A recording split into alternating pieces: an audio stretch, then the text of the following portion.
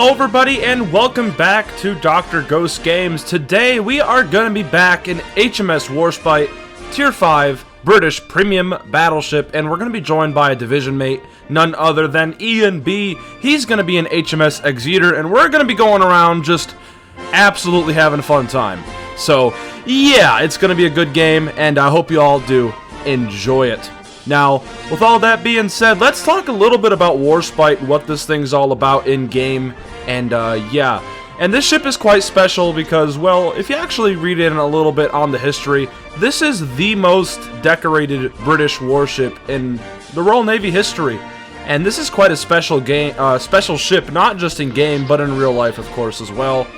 And yeah, there's nothing more greater, nothing more grander than taking out the old lady herself. She's an absolute phenomenal ship. She's old, but oh my god, she is still a great ship in World of Warships Legends. I absolutely love this ship. And, yeah, with all that being said, let's go and talk a little bit about the gameplay a little bit. So, first salvo right out the bat, we take a shot at the West Virginia, and we get some pretty damn decent results. 10,000 damage right off the rip. And, yeah, that's just what these British 15-inch guns are all about, man. The British 15-inch naval rifles are phenomenal, and they are some of the best, if not the best, guns in the entire game for a battleship. They're accurate, they hit very hard, and they're nasty. They're just overall very, very nasty. Now we take a shot at the Algerie. He looks like he's turning out, so I'm not expecting a whole lot of results here, but we do get a penetration for 4,000 damage. So yeah, he felt that one, that's for sure.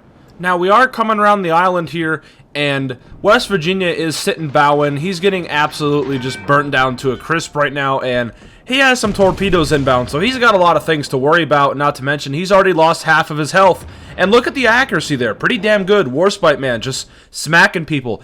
And yeah, we hit him for 6,750, and I think we got some pens on his turret or something like that, because, yeah, 4 pens, only 6k, we had to have gotten some, like, turret penetrations or something. So, yeah, nonetheless, we will take it. West Virginia takes a shot back at us, and he hits our belt and ricochets right off it. You gotta love the Warspite armor, that's for sure. Now, I take a front shot here with the front guns, and we take him down. That's the first kill of the game in the Warspite, and yeah, this thing, man, it still has it. It really does. And the accuracy, man, is what I really enjoy about the Warspite. And it's also kind of the same way on the Queen Elizabeth. In case you guys are not aware, the Queen Elizabeth is actually basically it's a Warspite, just a little different in terms of its shells. And speaking of shells, we do take a shot at the Andrea Doria, and we actually do manage to half health him, get a Citadel, and he's not having a fun time whatsoever. That, ladies and gentlemen, boys and girls, is why you do not go broadside to HMS Warspite especially. These guns do not overpen. They rip people apart, man. They are phenomenal. I don't know what else to say. But yeah, talking more about the Queen Elizabeth, and in case you guys are not aware, the Warspite is a Queen Elizabeth class battleship. So literally, the Queen Elizabeth is basically a Warspite, except I believe the Queen Elizabeth gets short-fused armor-piercing, and the Warspite gets regular armor-piercing, which means that these shells actually will actually punch a lot harder than the Queen Elizabeth shells. These guns also have a lot more penetration, so there's a higher chance that you will actually Citadel battleships than you would in the Queen Elizabeth, for example. However, keep in mind that the Queen Elizabeth, since it has short-fused armor-piercing, you are gonna have a lot easier time citadeling lightly armored targets like cruisers, for example. So, yeah, keep that in mind. Now, Andrea Doria is coming around. He's on, I think he's actually on fire, or no, he's actually flooding, and down he goes. Akatsuki takes him down, getting a flesh wound, and yeah, not exactly sure why that Akatsuki YOLO'd. That's not a very good idea, but hey, whatever, right? Whatever. You gotta love the teammates. Teammates are gonna do what they do best, and that is potato. But anyway, we are at a current points lead. We've got 2 out of the 3 caps. And it looks like that we are getting torpedoed, so we are turning away from that. And it looks like our destroyer is just going to turn right into the torpedoes. Oh, God. You got to love the blueberries, man. You just got to love the blueberries. They are just, yeah, they're special, aren't they? Oh, you got to love it. But maybe I'll give that dude the benefit of the doubt. Maybe he was trying to dodge and his ship just overturned. God only knows. But oh my god, that was real unfortunate for him. That's for sure. Now, there also is some torpedoes off our port side here, so what are we doing? Well, we're not sailing in a straight line. We are trying to stop this ship and basically dodge these torpedoes if we can here. Now, that one torpedo on the end, oh, it's going to be real close. Oh, unfortunately, it's going to clip our bow there for 9,000 damage, and of course, it's going to cause a flood, so we're going to DC that real fast. But hey, it's alright, it's alright. We still got 3 of our heals, and yeah, we'll wait for our DC to come back, so if we do get set on fire or flooded again, we'll be able to put that thing out, no problem whatsoever. Now, the Algerie is currently in the cap. He just did actually flip the cap.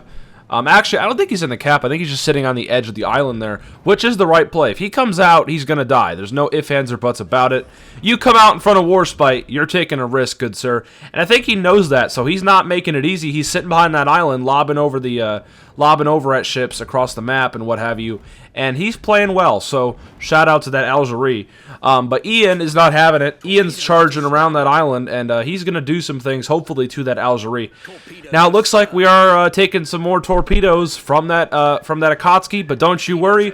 Warspite is very, very decent at turning and dodging things, so we are able to actually dodge a majority of those torpedoes. But once again, we're just going to take one torpedo. Unfortunately, it's just a perfect placed torpedo. Once again, it's going to cause a flood since it hit us right in the stern, one of the weak spots, so we do DC, and yeah, we'll be okay. Now, Furious gets spotted 17 kilometers out. We take a shot with the front guns, and those are really accurate right there. And yeah, we double Citadel him for 31,000 damage with the 15-inch guns, man. Oh my god. We hit that man for 30,000 damage with 3 shells. That's just what Warspite does, guys. That right there is just what Warspite do, man. It's phenomenal. I don't think I've played a battleship with more consistency than the Warspite, man.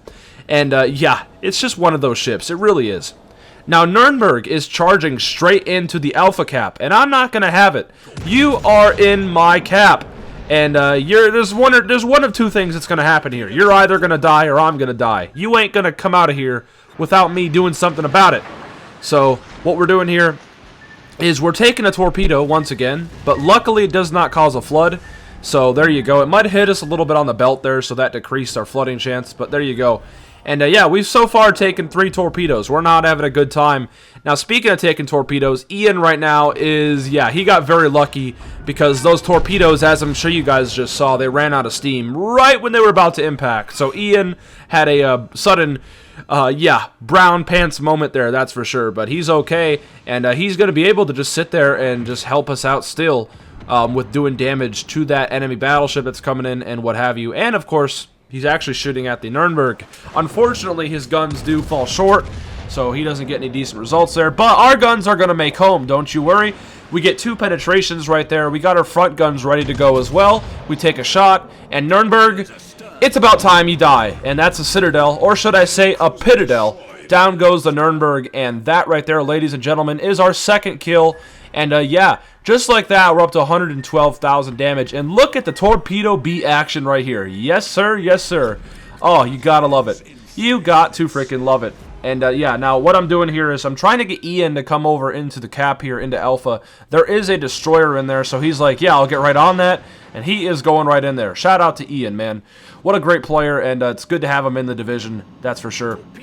But Ian is going to go out here and hopefully track down, if not hunt down, that destroyer. Now, Ian, as you guys can see there, if you look in the game chat, he did actually pop a sonar, so that's fantastic. He's going to hopefully screen for torpedoes. And notice that I'm not playing with that, man. I'm a big battleship. Yes, the Warspite is quite maneuverable, but I still need to be careful.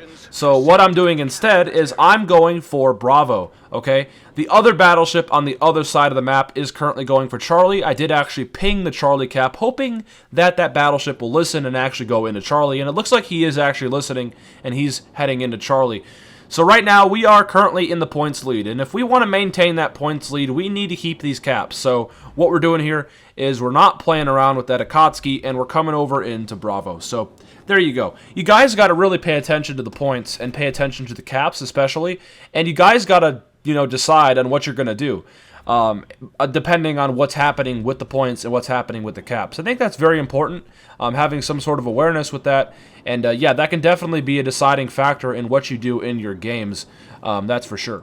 Now, we have made it into the Bravo capture zone, and Ian has managed to flip the Alpha cap, and he is currently taking some torpedoes from that Akatsuki, but don't you worry, he is managing to dodge all of those torpedoes, and yeah, the Exeter's agility is definitely probably showing off there, that's for sure, despite him being right around the island. We can't really see what's going on because he's around the island, but yeah. Nonetheless, we're actually doing pretty damn good in this game. We've got 2 kills, we've got 4 Citadels, 1 secondary hit, 3 defense ribbons, 1 assisted in capture. We've got 112,000 damage with a high caliber, and I'd say that this is a pretty damn good Warspite game, and we're actually, you know, doing what we have to do to win. I think that's pretty important. Team play is definitely key here, and getting these capture zones, I cannot emphasize it enough. Getting the caps is what wins games, ladies and gentlemen. Identifying what you need to do to win is one of the most important things you can do in this game. You know what I mean? So, really having situational awareness, paying attention to the minimap, pay attention to the points, paying attention to the caps. That's very, very important because, well, obviously if you want to win games, you got to do that stuff. So, nonetheless, everybody, if you guys have stuck in the full 11 minutes so far, I hope you all have enjoyed it. And, yeah, we are approaching the end of this game here, and Ian does crash right into the island there, unfortunately, but, yeah, any second, hopefully this Akatsuki will get spotted, and we should hopefully be able to take him down. We'll have to see, but yeah.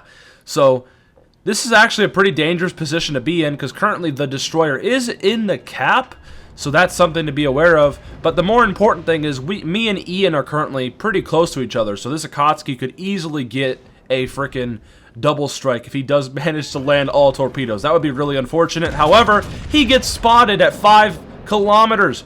And yeah, as you guys probably know from the Battle of Narvik, the Warspite was pretty famous for absolutely destroying destroyers at point-blank range. So Akatsuki, that's a bold strategy, Cotton, but I don't think it's going to work out for him, unfortunately. We're going to have a reload in about 10 seconds. He is still firing his guns. Yeah, any second now, we should be able to hopefully get some shells on target and take him down. We've got a reload shot out on that Akatsuki. All of those guns look really accurate, and down he goes. That's our 3rd and final kill of the game. I hope you all did enjoy it, ladies and gentlemen. That's going to be it for me and for the video. Yeah, what a game in the Warspite. 119,000 damage, 3.2k base. Ian coming in right at 2nd. GG's. And yeah, with all that being said, everybody, I'll catch you all on the next one. Peace.